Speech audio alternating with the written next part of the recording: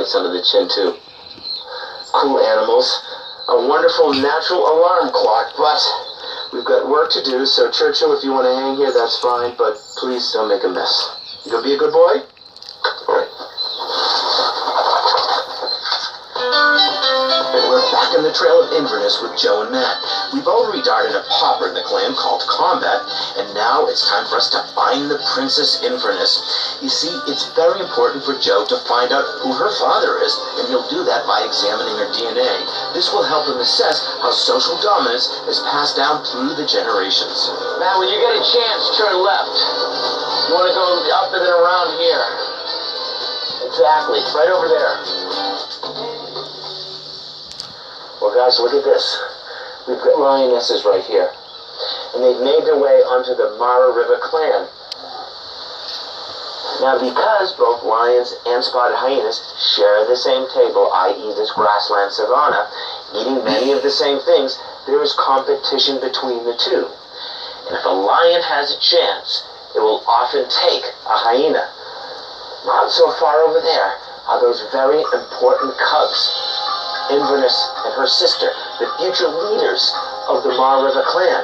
These lions move in, execution style, there'll be trouble in that clan. But guess what, guys? Lions have been killed by hyenas. Check out this footage. It's very clear that hyenas are in no way afraid to take on a lion. They epitomize the notion of strength in numbers. But sometimes lions will also capitalize on a hyena. For example, if these guys get a nice kill, you've got some powerful lions about, they'll move in and steal it. As a matter of fact, a recent study of hyenas in next-door Tanzania showed that 80% of carcasses eaten by lions were actually killed by hyenas.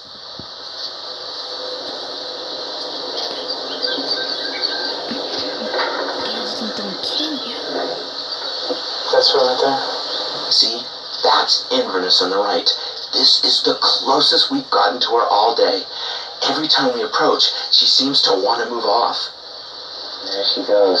She's moving off. So what does that mean? Does that mean we're kind of done, or do we keep going? Or? I think the best thing for today is probably just to let her go. What happens when you start approaching the animals a lot like this, they start to kind of clue in on what you're trying to do. So she's starting to get a little nervous. The whole thing is not to become such an intrusion that these animals break away from the study. And that's a huge challenge, to not be identified with the disturbance that these animals experience. Because when that happens, game over. We don't want to affect any of the hyena's natural behavior with our presence, so Joe is going to do some lab work away from the field. I'm going to take this opportunity to see an animal I've always wanted to encounter. And to do so, we need to catch a train to Tsavo East National Park. While the lions we saw back at the Masai Mara may be fair competition for hyenas, the maneless lions that live in Tsavo would not tolerate sharing their dinner with anyone. And with these lions, dinner has included human beings. This is an extraordinary but very chilling story. And what's most amazing about it is that it's all true. You see, in 1898, two maneless lions went on an eating frenzy. Okay? And in the end, 135 men were eaten by these powerful creatures. What were they doing? They were building the very railroad we are riding upon. It really isn't until one man, obsessed with the eating rampage of these maneless man-eaters, brought it all to an end when he hunted them down and killed them. His name was Colonel John Patterson, and he was actually the engineer in charge of constructing the bridge, which runs to this very day over the Tsavo River, in what was formerly known as British East Africa. Well, this is it. Welcome to Tsavo.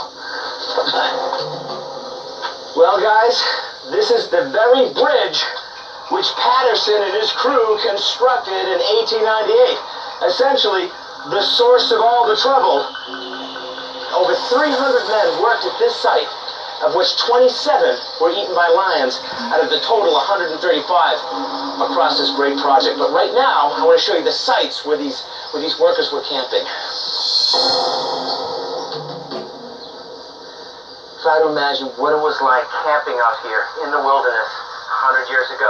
Workers were scattered all about. And you could be here in your tent, drinking your Arabic coffee, Not even knowing that there's a 400 or 500 pound cat with one thing in its mind. That's putting you in its belly. Totally out of sight.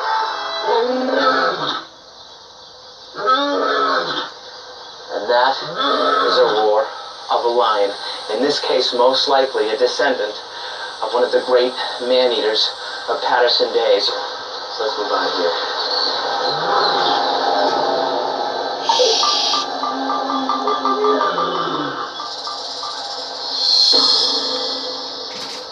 Hey, welcome, Jeff. Welcome to see you. Gala Camp. Thank you. This is Dr. Bruce Patterson. He's a biologist, and he's got an amazing study here in the Tsavo East National Park, and he's looking at one extraordinary creature with somewhat of an infamous reputation. A lot of mysteries about it. I'm talking about the maneless lions that live around here. All right, so what's the plan? The plan is for us to head off, do some tracking, follow lions, and figure out what they're doing, because that's key to solving the problem of how these lions interact with people here. Now, when is the last time someone in this area was taken by a lion? September. Really? The camp where we're staying at, other lions that come into that camp? That roar from the airstrip that's just below us. How about, can you jog at all near the camp? You can. Yeah. It's safe? No. True maneless lions are found only here in the Tsavo region, and they are still known to attack humans.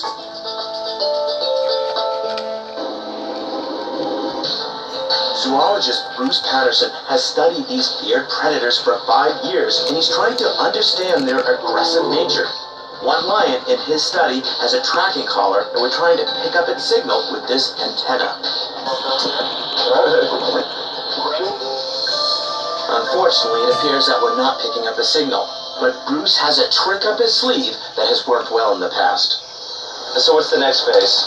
Well, the next phase, we'll stop and set up some public address system, broadcast sound across the savannah, and see if we can coax lions out of the bush to where we can see them. Great.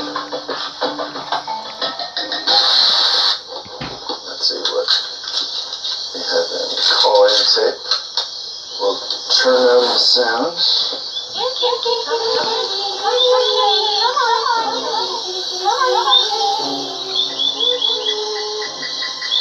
Well, we don't seem to have a response to the call.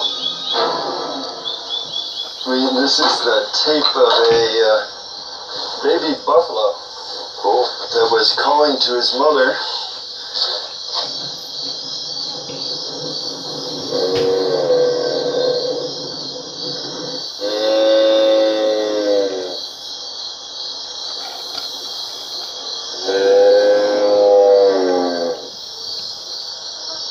I've heard this song before after my grandpa's beans.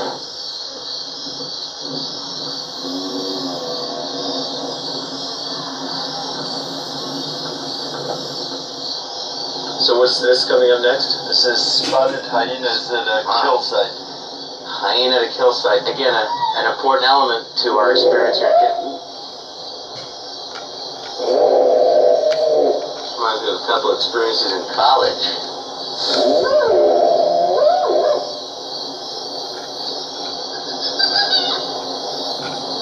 God, it's such a freaky sound, isn't it? It's so eerie. Listen.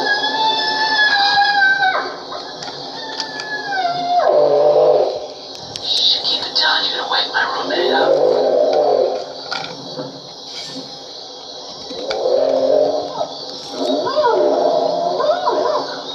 So they're actually, these hyenas were at a kill? Were lions moving in, or were they just ecstatic They were. ecstasy, eating and fighting over it?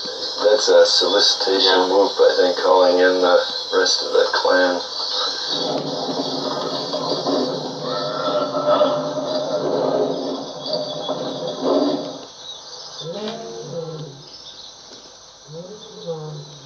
Don't move. 2 lions right at me. We're still calling our lions in. Sounds great, but with not too much luck. And as you can see, time has passed, the sun is now up. We've got to move to something else. So, what's next? Well, try technology. Now it's back to the basics. You know what? Look, we've got vultures right up there. We've got vultures.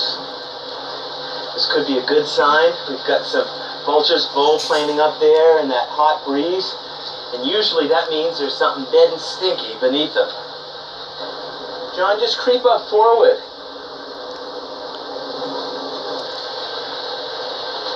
Look at this, it's nice. Bruce, guys, we've got ourselves a kill. And look at that, swooped up. Look at that guy. Look at his tail. Exactly what we were looking for. This is it, guys. John, hit the engines. Look at that. Isn't he beautiful? This is the creature we've come to find here. This, my friends, is a lion. Deceptive, because you see no mane. But it is a male, maneless lion, a descendant of the creatures once known as the man-eaters of Savo. These are the only lions that hyenas will steer clear from. Bruce has never seen a hyena go after a maneless lion kill. Part of the hyena's success relies on knowing who and who not to challenge. And no one challenges these cats. Look at the face. You've got the female to the right. And yes, guys, to the left, that is a male. There it goes. Look at that. See that? But the great question is, Bruce, why does this big guy, this healthy-looking cat, not have a mate? That is a $64,000 question. Got 60 cents in a battery, which I like to lick because it's tingly. Well, we think that since this maneless trait is restricted to this part of Africa, we think that it's a response of lions to the environment, an adaptation to the hot, seasonally dry thorn scrub of Tsavo National Park. But you can see he definitely has some sideburns, though, huh? And as well, A little crest running down the nape of his neck. A little vestigial remnants of what this animal might have looked like 20, 30,000 years ago. Maybe a sign or a signal of who this creature evolved from.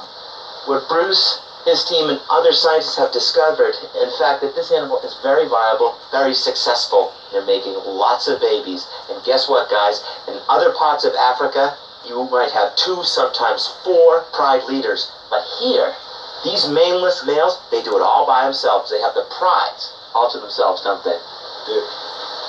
Around this zebra kill, we found this male, and there are at least 4 females and perhaps even a 5th scattered out here, and he's the only male in the vicinity. So he gets all that sugar for himself. This creature is an all-male cat. He's very successful as a hunter, as a breeder, as a pride leader, and of course, a reputation for being a man-eater. Scooby-Doo-Boo-Boo-Boo-Boo. Thanks, Bruce. That was great. I enjoyed that.